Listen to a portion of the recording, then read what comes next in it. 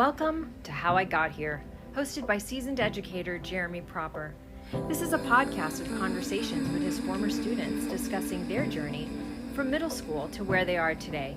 Guests highlight their successes and the life lessons learned along the way.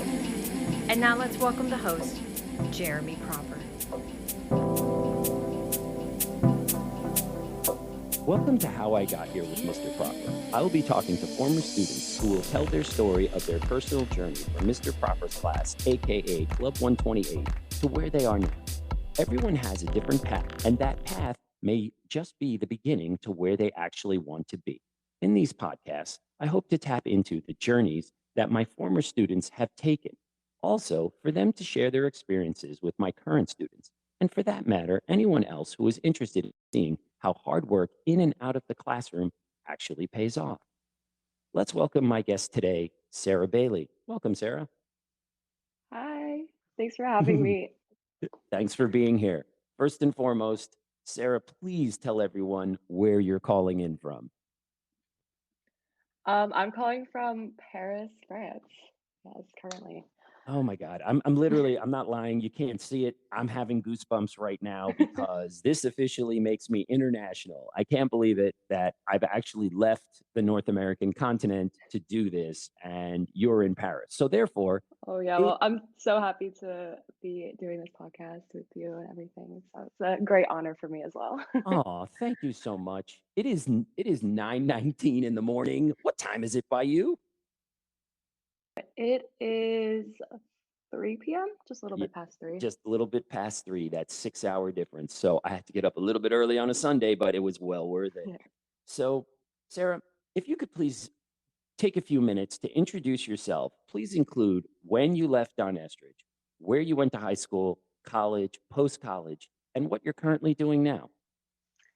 All right, well, as I said, I'm Sarah Bailey. I'm 22 years old, almost 23. I'm originally from Lake Worth, Florida, and I left Don Estridge in 2013, I believe, which is crazy. It seems like an eternity ago. Yes. Um, after that, I went to Park Vista Community High School. I went there in 2000, or I left there in 2017. And then I went to a small liberal arts college called Flagler College in St. Augustine, Florida. Um, I graduated after 2 years there with a bachelor's degree in international relations and political science. And for the last year, I've been living in Paris as an au pair. And then this fall, I'm going to graduate school doing a master's degree in global communication and fashion. Wow. So I would like to circle back to something you said, which just blew my mind. You went to college and graduated in 2 years.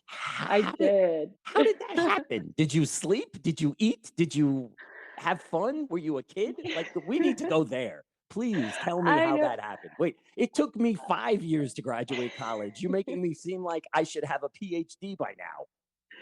I know. So basically, everything just kind of ended up lining up really well. In I got kind of lucky in that I knew what subject I wanted to study in college. And so in high school, I was able to take a lot of, How many AP classes did you take? Do you oh remember? man, I think maybe 5 or 6, but Okay, I was also in Park Vista has something called an ACE program, which is like right. the Cambridge equivalent of, AP classes. We have a And pre-Cambridge at Don Estridge now. So yeah, that's yeah, what these yeah. kids are going for. Awesome. Thank you for Yeah, bringing that it's up. That's great. very Stick with it. important. I I got a lot of college credits, but basically what happened is when I went to college for my first year, none of those ACE credits had transferred over, and I didn't realize. And one day I went to the registrar and I was like, I was in what was it? I was in a comparative government class, which I took an AP class in high school, and I was like, "Listen, like I already took this class. I'd love to take it again, but it's literally like the exact same material that Why I would I did in want to high do that? school. Yes. My records over again." And they were like, "Oh, you have like 40 something Oh my God. untransferred credits," and then that shaved like 3 semesters off of my college time. I felt a little bit robbed, but like mostly thankful that I wouldn't have to like spend more time there than I needed Well, to for school. if that didn't prove a lesson to you that you need to be on top of your things because now we have 18-year-old adult Emily, and it's your responsibility to take care of all these things. Yes, exactly. The universe aligned after Emily did what, sorry, Emily, I just called you your sister's name. I can't believe I did that. What Happens. Sarah had to do. I can't believe I said that. So, yeah, I taught her sister as well. So, anyway, Everyone tells us we sound exactly the same, so I'm you not really surprised, do. so. And I haven't spoken to you guys in forever, and you still do. That's crazy. And I believe I probably even called you Emily for the first month. You actually sat in the same seat she did, which was very strange. But anyway, uh, and how I remember that, I have no idea. But anyway, that's incredible. So here we have a person who had to stand up for themselves, and all of a sudden it turned out to be an even bigger positive. Here you thought, oh, okay, I'll just have to this one class I don't take care of, and then college just seemed in one day to get cut in half. Literally, that's exactly what happened. That is incredible because I remember when I saw that, I was like, wait a second, how did she graduate? I'm doing the math. Something doesn't add up. Like, how did this happen? Thank you for reiterating that. And then the story is so important that when you're 18 years old, you're an adult and you're Mhm. responsible for your own life, and that you need to make sure that everything's on the up and up. So then you were able to graduate early. And then I believe after you graduated, you decided during the pandemic to move to New York City, right? Yeah, yeah. After I graduated, basically, I wanted to stick around in my college town for a little bit because all my friends were still, Doing the regular 4 years, ish unlike on Emily, that I did it experience. again, unlike Sarah, who graduated early.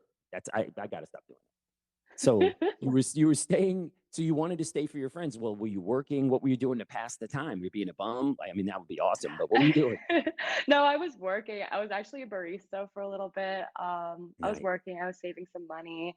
And then when COVID hit and all the, coffee shops were shut down, everything, everyone switched to online school, which I'm glad I missed. Yes. um, So, here's another positive of it working out. You never had to have the nightmare of forced online school, something that you didn't yeah, choose, but something that was forced on you. See, look, it's yeah, all working out.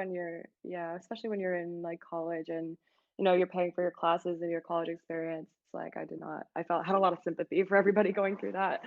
I could imagine. So when you were in New York City, even though it was during the pandemic, what were you able to do? What were you doing? What was your intent? They're like having fun. Oh, awesome. That was just a fun time. Okay. So then fun time turned into, okay, I need a real people job. And again, during the pandemic, you decided now I'm going to be an au pair, which could you explain to the kids in case they don't know what that is? Yeah, yeah. An au pair, it's traditionally kind of okay, so when you're an au pair, you're basically usually a young woman, but young boys can do this too. You, for people who want to travel, you can go to a different country and work for a family, providing them with basic childcare and minimal house cleaning duties in exchange for um, room and board. So it's a great way to like experience another culture. A lot of people do it like as a gap year thing, and Nice. yeah, yeah, And yeah. You can meet is that families. is that normally like contractual? Like, are you signing a Yeah, it contract? depends on the country. A lot of them have like different, different requirements to do an au pair thing. But basically, because of COVID, don't tell the French government this, but they weren't allowing au pairs into the country to, while there was like visa restrictions and travel restrictions, nobody could go anywhere, do Right. anything.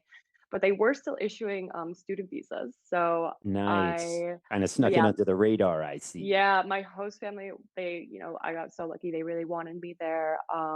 They paid for my like school to be in a French class and with a school that provided student visas, and that's how Nice. I was able to get over there in the middle of a global pandemic. So, And obviously you must speak French because you're not going to France if you don't. To be an au pair, that is. yeah, I do. I studied French in college as well.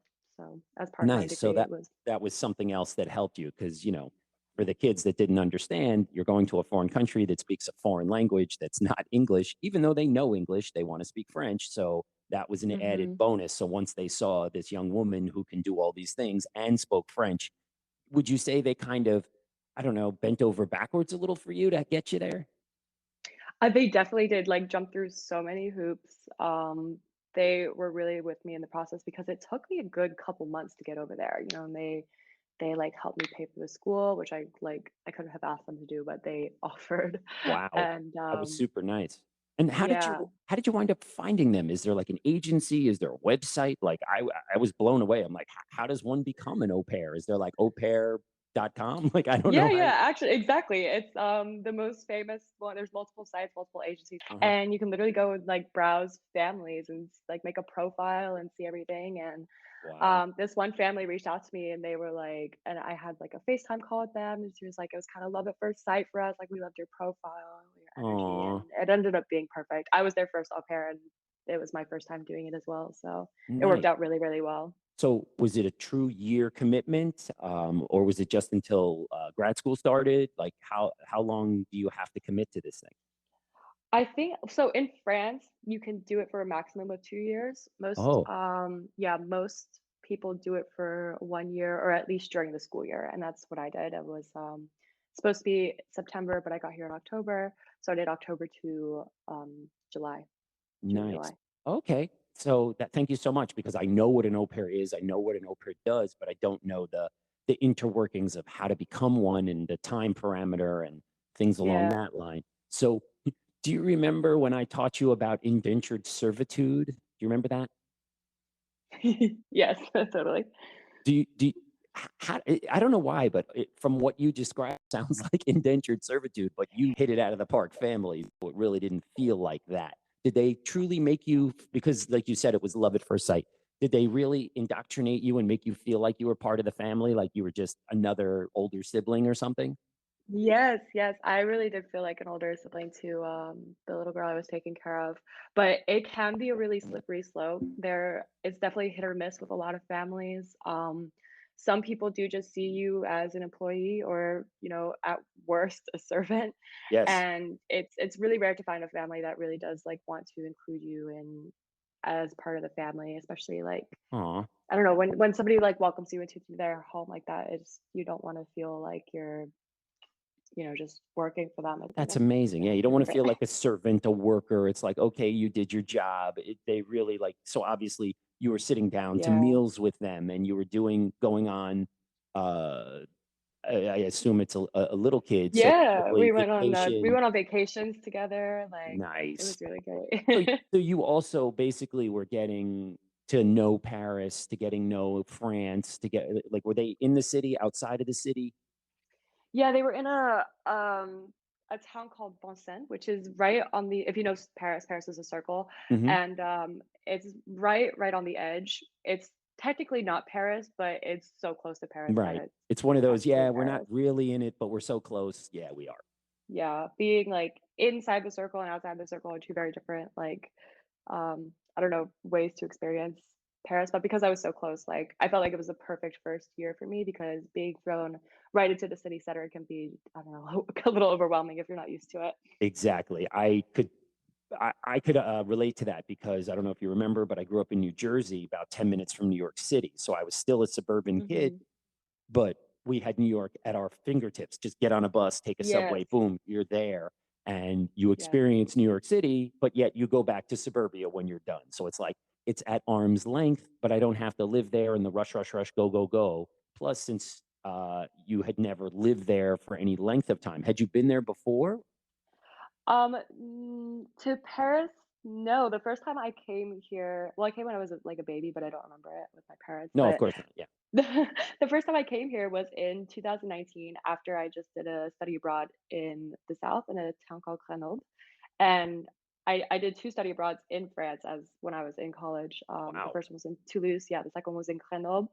But my French teacher never had the study abroads in Paris because she's like, "That's not really France, like, you have to experience, like, Right, you the gotta go to rest of France." the Right. countryside, right, it's not just this giant city of lights that goes on forever and eating crepes in front of the Eiffel Tower, you gotta go to the outskirts, the small towns, yeah, that I don't know if you remember Exactly, exactly.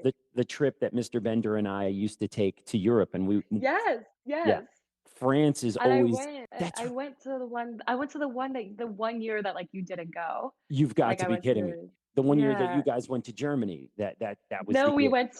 we went to Greece and Italy. Oh, Greece and Italy. That's right. That's right. Yeah, that Yeah. was the one year I didn't And that go was, like, because my first time really in Europe, like, by myself, and I wow. loved it. It was Oh, amazing. It was definitely, like, a huge, like, I don't know, like, very influential for me. oh, without a doubt. It is But yeah, for me as well. basically, I came to Paris, for the first time in 2019 after one of my second study abroad in France. Mhm. And Marina was studying abroad in Italy, and Oh, then right. after we met up in Paris and we stayed here for 3 days, and I fell in love, as one It's does. it's not that hard because I have my connection to Paris. I know I told the story in class. It's a long time ago. I don't know if you remember, but I proposed to my wife on Le Petit Pont, the little bridge in front of Notre Dame. Oh, oh my god, no, I didn't remember that. I am sure you wouldn't. It's okay. No, it's all right. You didn't have to remember my life story. It's perfectly fine.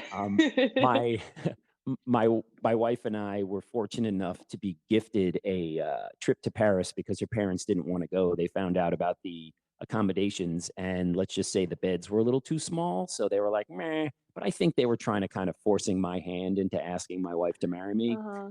And so we were very, very fortunate that we stayed in the French Quarter. My wife's aunt knew somebody who had an apartment, and we stayed there right on the Seine. We were literally 3 blocks south of Notre Dame. We'd wake up in the morning, look out the window, and there was Notre Dame. It was like Wow.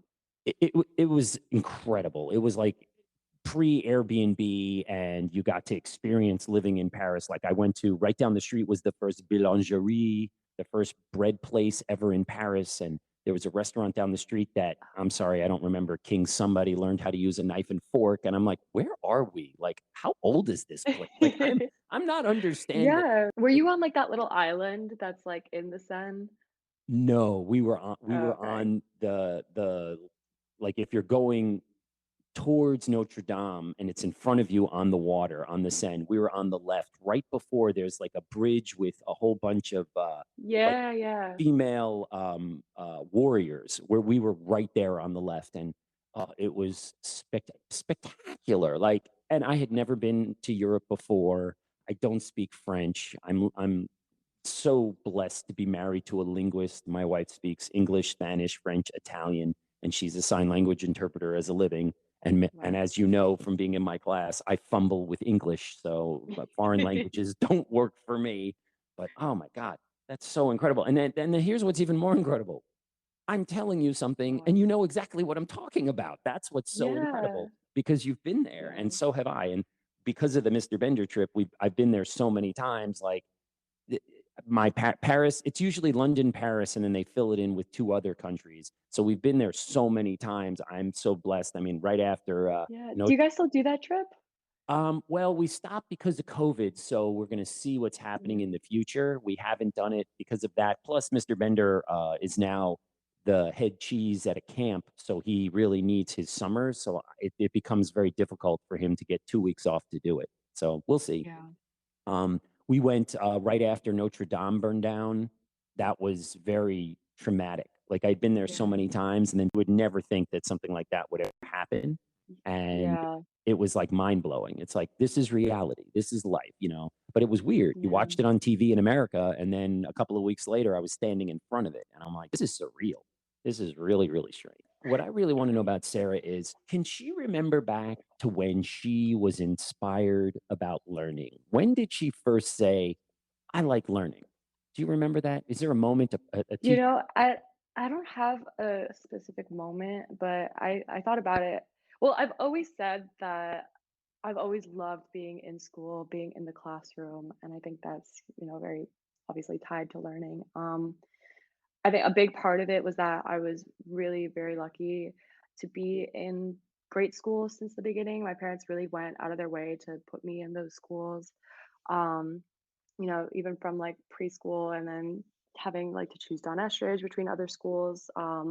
They really, they really encouraged me to be independent and make my own decisions about school from a young age.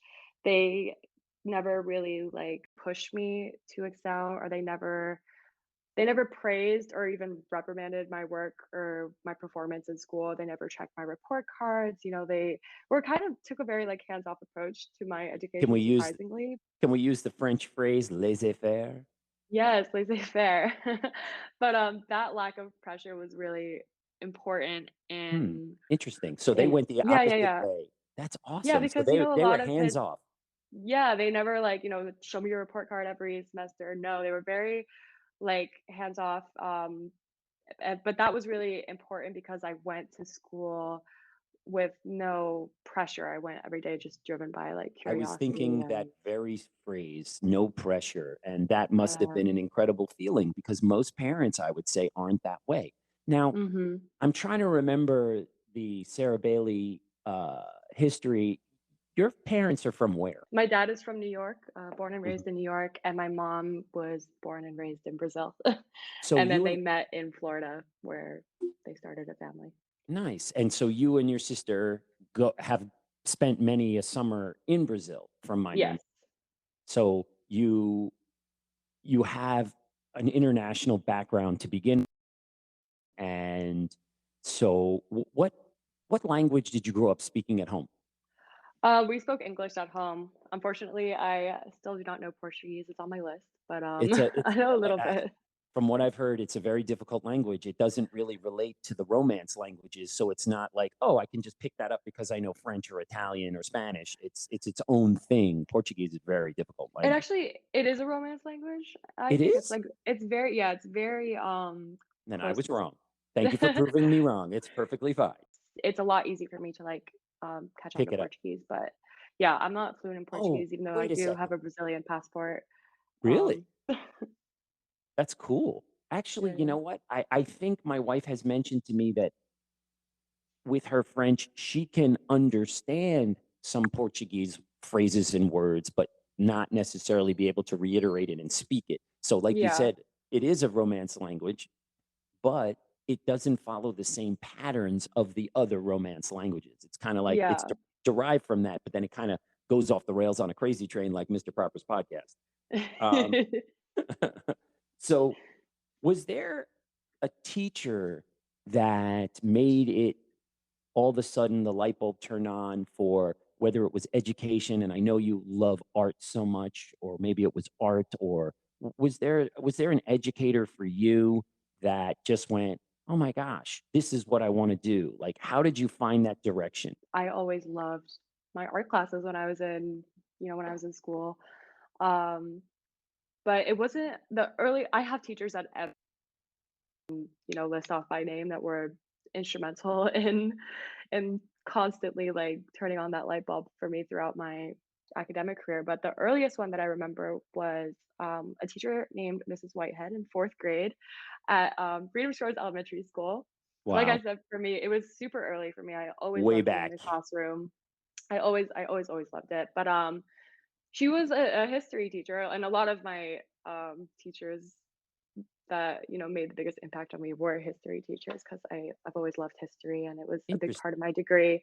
Wow. Um, yeah, but I remember always had so much fun in her class because of the creativity that she encouraged, and I was always very artistic as a kid and creative projects, which I know isn't like the best way for all kids to learn, like a very But it creative worked. approach, It but worked for Sarah. That's all that it matters because worked that's for who we're me. talking I about today. remember yeah, I remember going to school with like after I made these projects that I was so proud of. Like one time I made like a scale model of a Roman battleship Oh my and a God. model of yes, and I'm sure it's somewhere like collecting cobwebs in Dust. my dad's garage right now. But But they and I loved made it like because Sarah made it. yes, yes, and he would like help me with it because my dad's also very crafty. Like Nice. one time I made like a model of Thomas Jefferson's Monticello, and Oh I my would bring these God. like and I would bring these like things to school, like these big projects, like little fourth grade me, just feeling so Oh, proud. And that's really like, I'm proud of you, and I didn't even know you fourth grade you. I'm yeah, like, this is amazing. I'm like, wow, this kid is great. And you yeah, helped yeah. me to realize that I always try to step out of my comfort zone because my background is artistic because my mother was a art teacher. She went to FIT, Fashion Institute of Technology in Manhattan. She has a degree from Uh-huh. there. She's an amazing artist. And I always felt like I got the raw deal because I can't draw, I can't paint, I can't sculpt, but I can take pictures and at least I have some artistic form.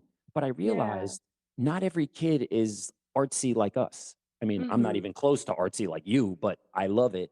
And I started to realize I have to step out of my comfort zone and appease the kids that aren't the Sarah Bailey's who can just throw up Monticello over a weekend. Yeah, And no, it's very true. We all have different learning styles, and exactly, that's a wonderful thing to say. We all do. And, I try to explain that to kids. If I'm not good at it, I'm just trying because maybe you are. And I don't want to turn you off to the class and think, oh, he only cares about the kids who can do art or whatever.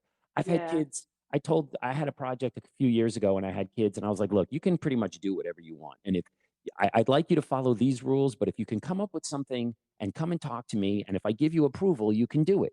And the kids were like, can we write a song and perform it? I was like, of course, go right ahead. They brought in that's amazing. ukuleles, they were singing. I have a video on my phone.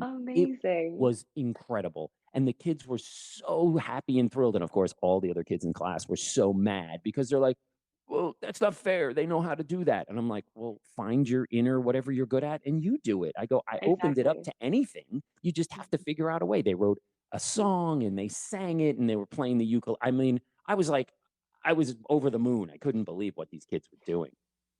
Yeah. So, um, you you said that there were more teachers. So we're moving on from fourth grade, and then was there a high school teacher, a middle school teacher? And again, I'm not promoting myself. It doesn't have to be me. Don't feel like, oh, I'm on No, Mr. Proper's literally, podcast. I have a list. I could, like, do some shout outs right now. Please go ahead, do it. Yes, in, middle school, very, very early on, like, I appreciate so much, like, the passion for what you guys taught and working with children and young people and making them feel inspired. Yeah, you and Miss Adamo always. High Awesome. school was, at Park Vista. I had a few. Miss Miss Adams, the art teacher, she was awesome. She was like a little bit MIA because she was always traveling, and she was like a photographer and also an art teacher, and she always had all these awesome travel stories, which Nice. inspired me a lot. And Gee, what a shocker. What are you doing today? Oh, yeah, traveling. she was awesome. She was why it's something that she said that she always stuck with me. She went to all these amazing places, but she's like, "I believe that you can travel even when you have 0 money," and I'm like, "You know what? I believe you." Um, Yes, you can. and, Where there's a the but the aside old saying, where there's a will, there's a way. exactly, exactly. There was a lot, but the 2 big ones that come to mind are Dr. Brenda Kaufman and Dr. Arthur Vanden Houten. Wow. So you've Yeah, a had lot of you've them history teachers, political science teachers, but also art teachers. wow, you've had a lot of influences. You've had a lot of people do the deep dive into your heart and into your mind to help you along Yes. the way. Now, was it just the connection that you made with these people? Was it the fact that they like what it was it their teaching style? Like what was it that really if because like they're all teaching the same subject area, not Yeah, I same think even, subject, but like because there are a few that aren't history and political science teachers, like, I don't remember his name, but the, um, earth space science teacher at Don Estridge, and he had a Mr. boat. Lee, Yes, Mr. Lee. Mr. Mark Lee, shout out. Yo, what's up, Mark? Yeah, he always had great stories about just life, and then the passion that they bring into the classroom and the passion about the subject that they're teaching, is really like the first thing that gets me hooked, um, to a teacher or a subject or anything like that. Um, And but I'm sure the fact also that he sailed around the world like 4 times on a boat doesn't hurt either. literally, like, I just find that so cool, and I love when teachers share their stories in class, and a lot of, like, the teacher I listed, they love to tell stories in the classroom, and I think that's why I love history so much is the storytelling. Um, And that's what I tell the students that if you didn't like history, you need to find that teacher that can tell a good story. And exactly. so Yeah, with those exactly. teachers, was there like a true maybe just one that you can think of or more than one because your memories are so strong of like an aha moment where like you were just like yeah, like maybe it was that art teacher that you were like, "Oh my gosh, that's what I wanna do." Like, was she maybe that quintessential influence that you light bulb went on and go, "All right, I you only have so many days on this planet, and I want to go experience them all, but I want to do it her style.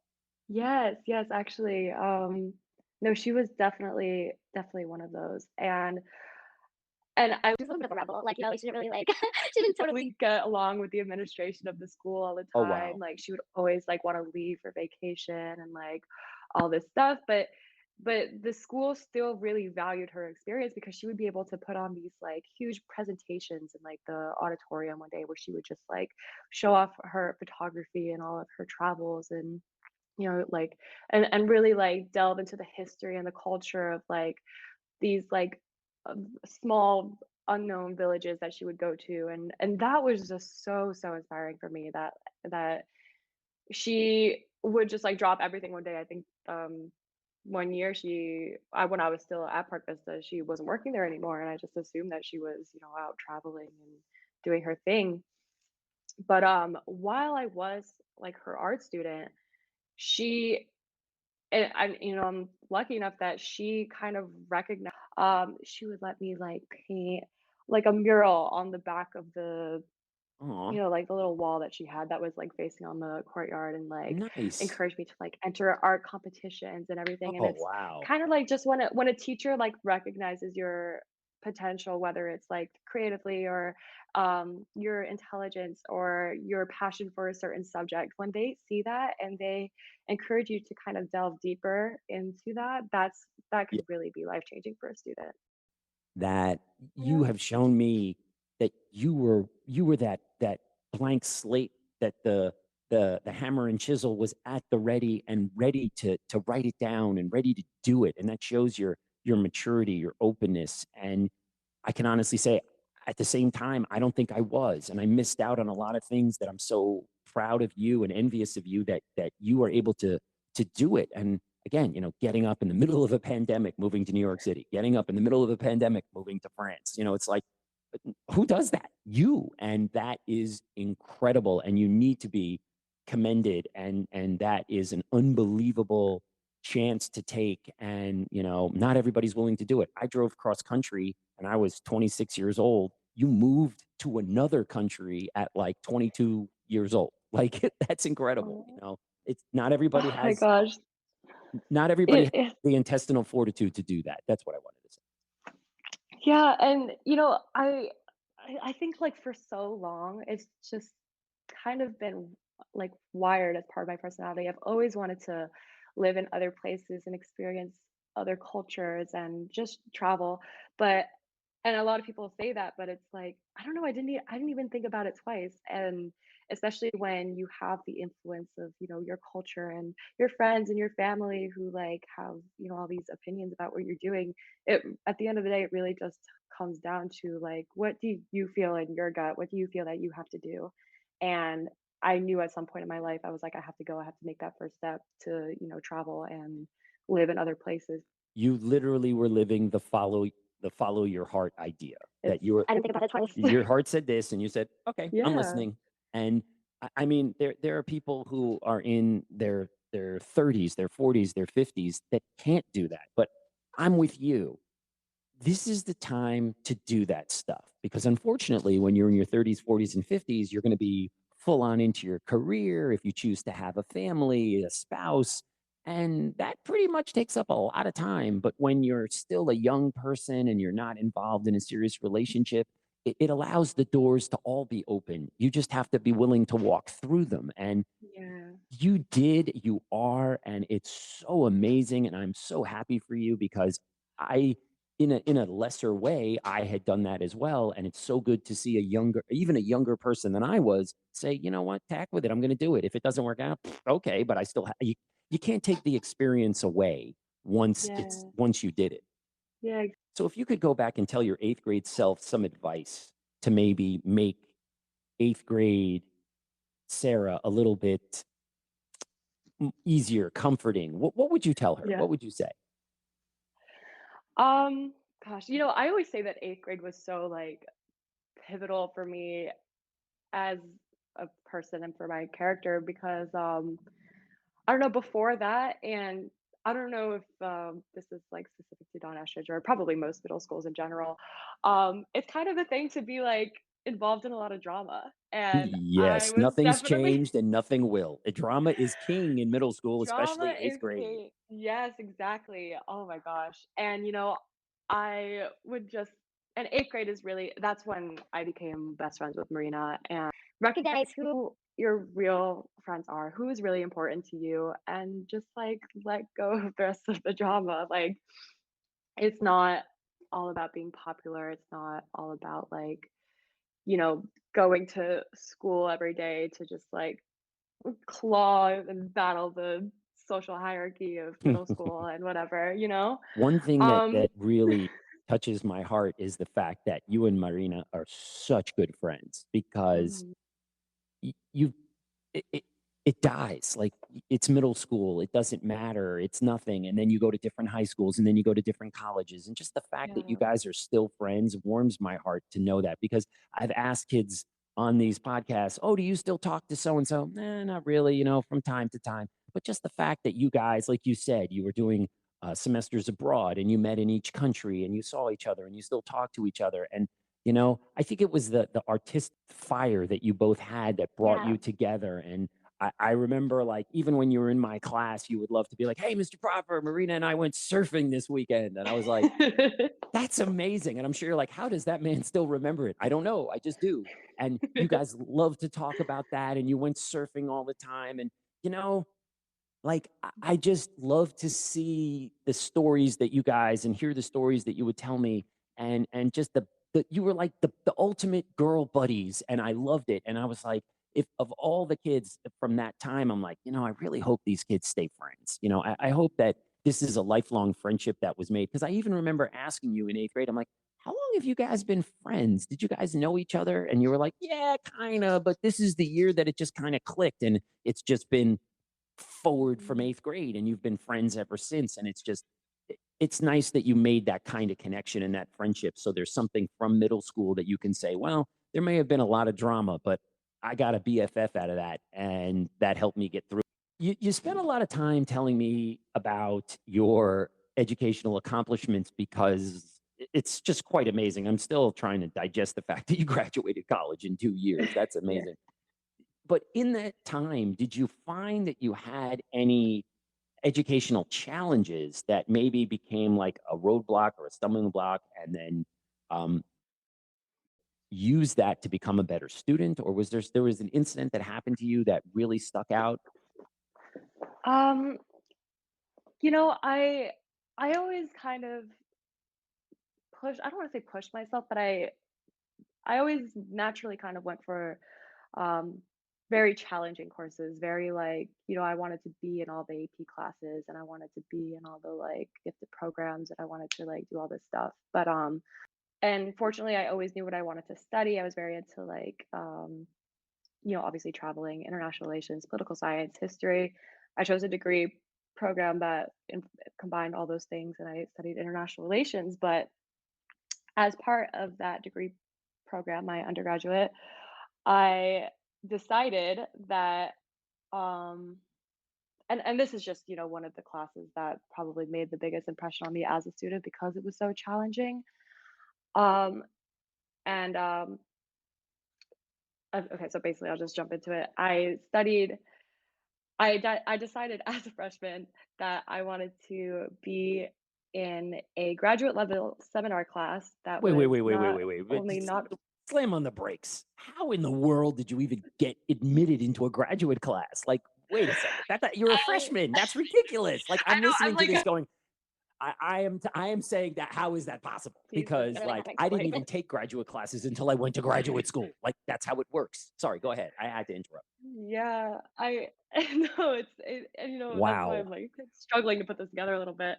I wanted to take this graduate level seminar course that was I saw they showed us the list. They were like, these are some of the options that you have to take, and this one was like not open to underclassmen, and I was like, that's the one that I want to take. Yeah, I want to Um, kill myself and take this class. Yay. Wow. literally. So basically, the two professors that were teaching this class together, I had been fortunately in both of their classes in my first semester of college. I had classes with both of them, so they kind of knew like my capabilities as a student. They knew that I would excel. They were like, "Sure, yeah, you can get approved for this class." Okay, cool. Wow. You didn't even have to And like go to a dean and beg. You just went to the teachers and they're like, "Oh yeah, you did great in our other classes. Sure, no problem." Wow. Like yeah, that happens they to did have everyone, Sarah. That's he's awesome, Dr. Arthur Vandenhouten. Um, so but him how and hard was this class for a freshman? it was it was very it was no joke. I walked into the room and it was all seniors. There were 20 books on the syllabus. Some of them were like more than 2 inches, 2 inches in thickness. And you're Um, the the youngest cat in the class. You're like, "Oh my God. yeah, What am I doing here?" the final paper had to be longer than my senior thesis eventually it would end up being. And Oh my ev- God. Well, yeah, and it is a graduate school class, so let's put that in perspective. yeah, yeah.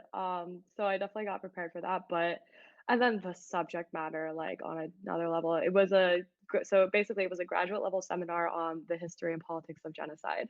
Oh And so my. I was going into class every day, basically learning about, death, destruction, murder. Right, right. Um, and so that was The fun people in life. No, I'm just kidding. Yes.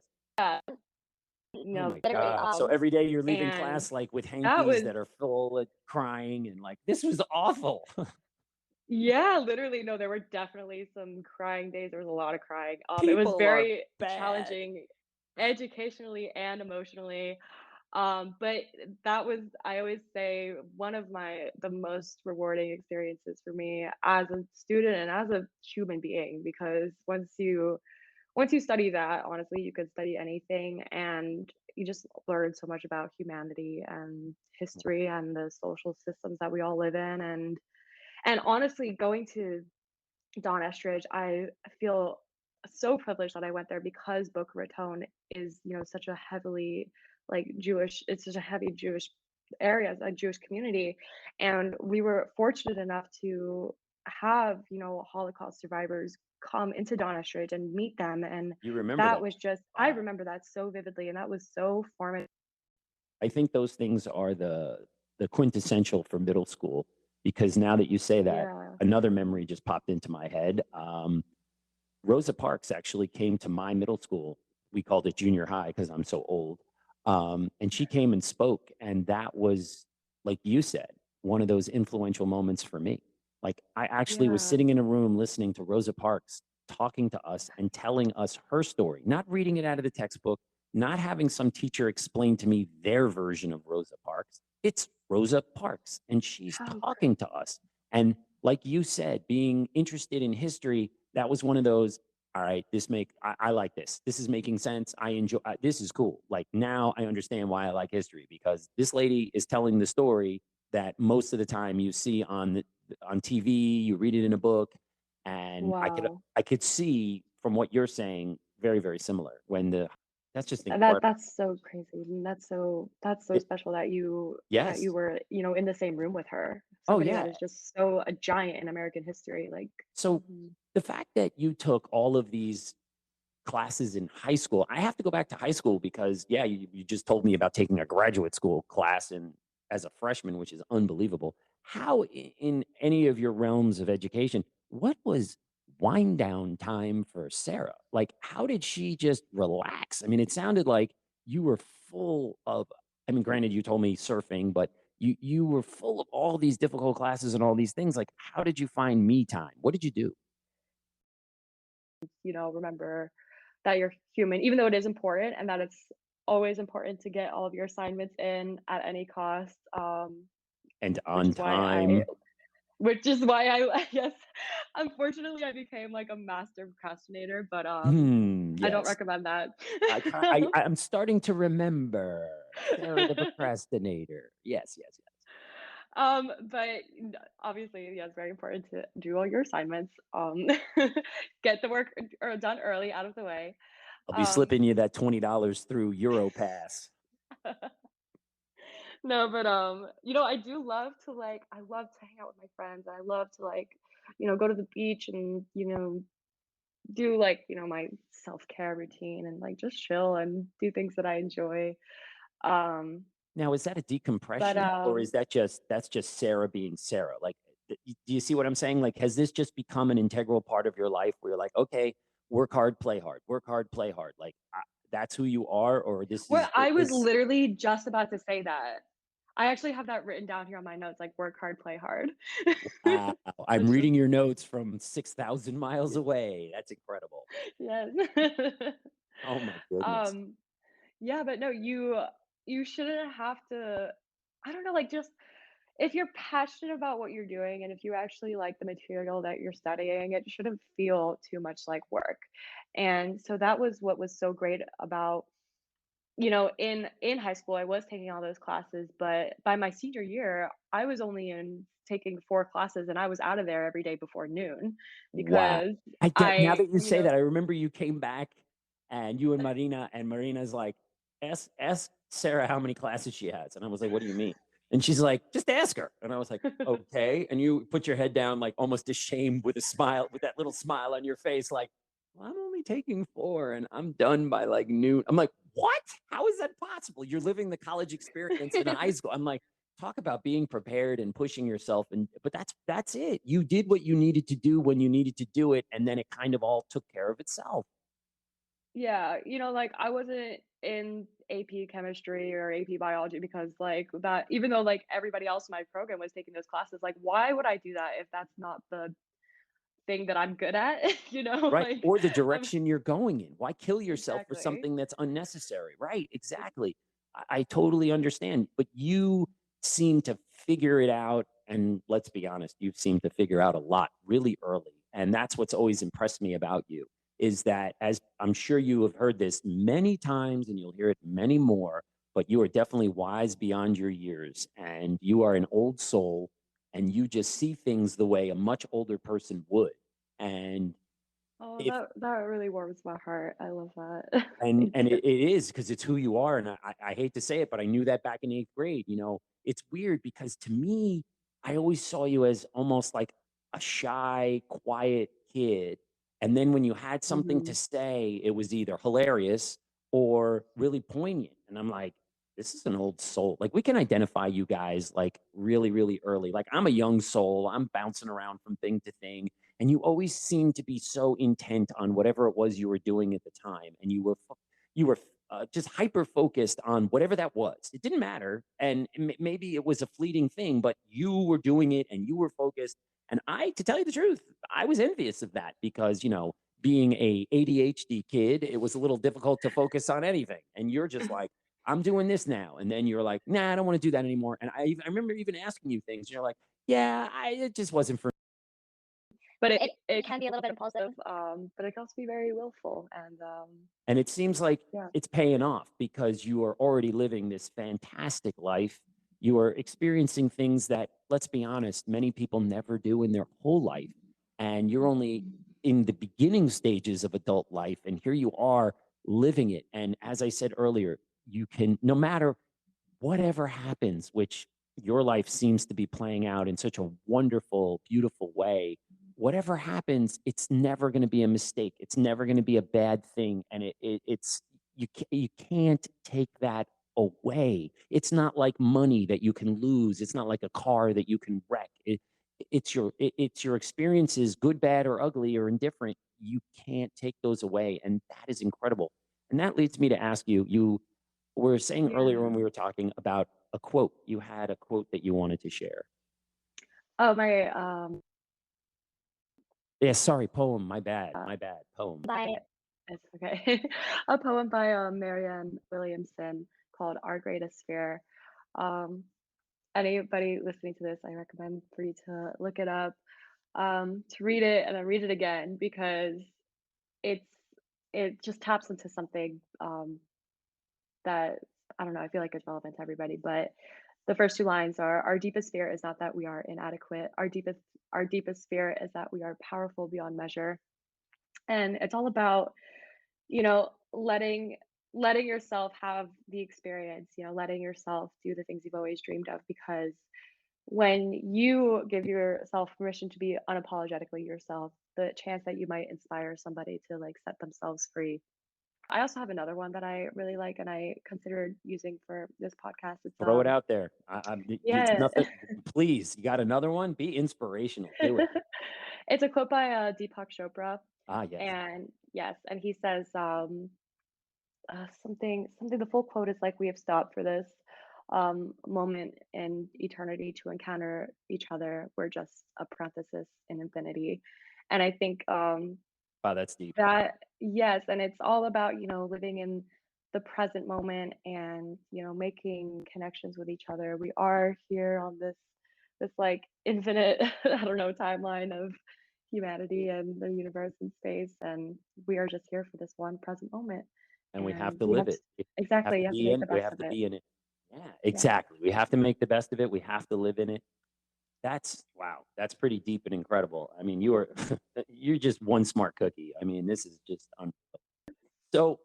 If is there something that maybe you touched on it earlier about the drama, but is there something that after you left Don Estridge that you learned when you maybe came back to visit your teachers, or you went to high school, or you went to college, and then all of a sudden you went back and you're like, oh my gosh, I didn't even realize I learned that in Don Estridge or because of Don Estridge. Was there something that stood out that it taught you? Because it always takes a minute for us to appreciate what we've had once it's gone. Like, Yeah. did you ever have that moment of like reflection and went back and went, wow, I didn't realize, but I learned fill in the blank. Yeah,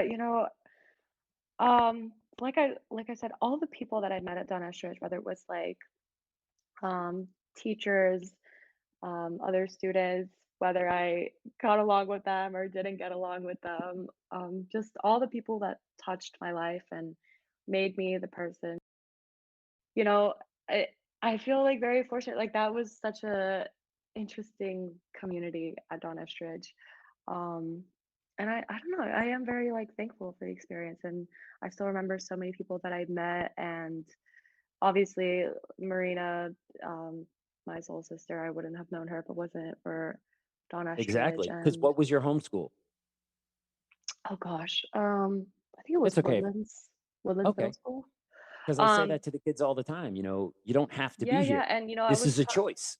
my dad was I was talking with my dad earlier when I was talking about looking at grad schools and going to grad school over here. He was like, like you showed like independent decision making very early on. Like you when you That's had true. to I've only known you yeah, and since he was eighth like, grade, because but I I could only remember you imagine what were what 4-year-old Sarah must have been. and my dad was like, and you told me like your mom wanted you to go to art school. She wanted me to go to Bach, Right, right. because I did love painting and drawing and I School was like school very of the arts, and creative. you're an artsy kid, so it only goes Yes. hand in hand. Exactly. My mom wanted me to go to Bach. My home school was Woodlands, and I had Don Estridge as an option because my sister went there, and because of the sibling rule, Right. I could be how do you say, like Admitted without a related? problem. Yes, yes. And so basically, he's like, you told me like I have to choose Don Estridge as my I. I would have to choose Don Estridge as my first choice to be admitted. There is no like going into Don Estridge on like your second choice with the sibling rule. It has to be like you're Number committed. 1. Right. Yeah.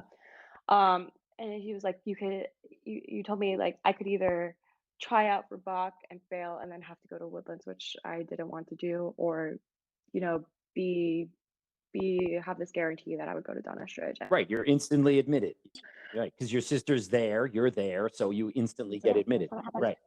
Wow. Yeah, I would like have a little base. I would know some people. I'd have my Right, right, sister. because you Like, knew your sister, her friends, you weren't going into a strange situation. Because then Bach, you'd have to take the train, and then it's a yeah, long day, and then who knows? Like, I've known kids who went to Bach and then came to Don Estridge, and they're like, "I hated it because the commute made my life miserable because I was doing it 2 yeah, hours round trip, and then I had to go to school, and then I had to come home and do homework, and, before you know it, it's like, this is too much of a task." It's, like, as the Allman Brothers say, "It's not my cross to bear," and it's just too yeah. much. They just Mm, they just can't do it.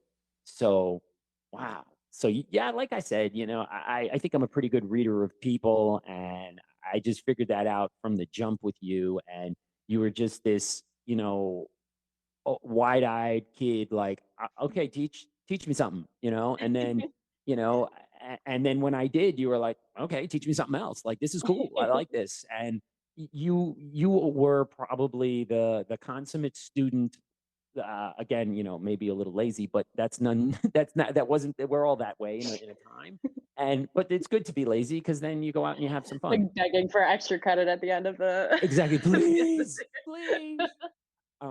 But you but you yeah. you just you had this, I'm sorry, got to go to the French again. This je ne sais quoi, this thing that I just did not understand, but you were interested and you really liked history and you liked the stories and you liked the deep dive and the more like you weren't that face level kid, that top of the glass, like, okay, I got my feet wet. You were like, let me deep dive into the deep end of the pool and cannonball in there and take it head on and trying to do experiences even back then just to understand what life was like, and you're still living your life like that, and it's amazing to see. Like, again, you haven't changed, you're just older version of you.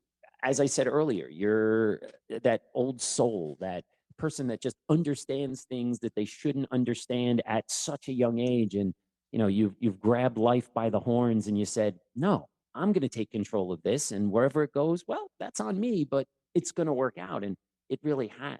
I'm so proud of you, and I'm Oh, so glad for you, and just hearing all of your wonderful accomplishments and the fact that you're living your life, and you were, but again, you were fortunate where you don't have parents who are like, okay, Sarah, you have to become an accountant. Dad was an accountant. yeah. You have to go to Yeah. accounting school and blah, blah, blah, blah. And you're like, um, I don't like numbers and accounting's not for me, but I want to do something else. And you didn't have that. And actually you had that again, laissez-faire, where they just kind of left you alone. And I think a lot of it is your maturity. I don't think that your average child would be as successful as you if the parents just went, it's you, do it. It's your thing. Own it. You get an A, you got the A. Yeah. You get an F, you got the F. And but that never happened. I You remember, like, all my friends, like, talking about, like, they had to show their parents their report card or sign off, and I would, like, bring my report card home, like, waiting for my parents to ask me to see it, and, never. like but they never did. And I'm like, "But I got all of these A's." They're like, I'm like, "I got straight A's this semester." They're like, "Okay, cool. Right, Nice." whatever. Like, because they weren't there were no expectations, but on the other hand, they knew that that was going to happen. So they were like, but you're just such a I don't know, unicorn. You're this anomaly. Like that wouldn't, for 99.999 with the line over the top continuing, that would not work with most human beings. But for whatever reason, it worked with you, and that's what's so incredible. And then on the other hand, you're home kind of like annoyed, going, praise me, I got all A's. Like, that doesn't happen every day for every kid. And they're Where's like, my yeah, okay. praise? Where's my pat on the head? Where's my $20 that my R- friends are getting? right, exactly. Like, I got zipped. Yeah. They got like, oh, okay, go rate the lawn. Like, what? No, like, reward me, compliment me. Like, you're constantly fighting for that thing that's never there. But that's what I'm saying. Like, you could have been that kid who's like, Yeah. well, to heck with this. I'm not, you know what? I'm going to get all F's next marking period. Let's see what you say about Yeah. that. Okay. Yeah, And you right. were like, no. And again, you could have Luke Skywalker fighting his dad, Darth Vader, and just gone to the dark side and said, you know what? The dark side's so much easier. I can just sit in class, do Yeah. nothing, and then maybe my parents will pay attention to me, give me the Yeah. praise, because negative attention is still attention. It's still So, attention, exactly. but that's amazing that you were able to thrive. Like, I don't know. So as I end all podcasts, I ask the quintessential question because of the school that we went to, because it's actually named after a human being. Do you Yes. recall why? Well, Don Estridge was a computer engineer and he invented the first personal computer. So, Sarah, I cannot thank you enough for spending this time with me, for coming on and telling your experiences all the way from Paris, France. And, I know unequivocally, without a shadow of a doubt, that there are, boys and girls who are going to listen to this going, oh my gosh, if this young woman can put herself out there and do these things and be successful, if I do the hard work like she was saying she did, I can do it as well. And that is just the quintessential reason why I started this. I cannot thank you enough for coming on. Thank you so much.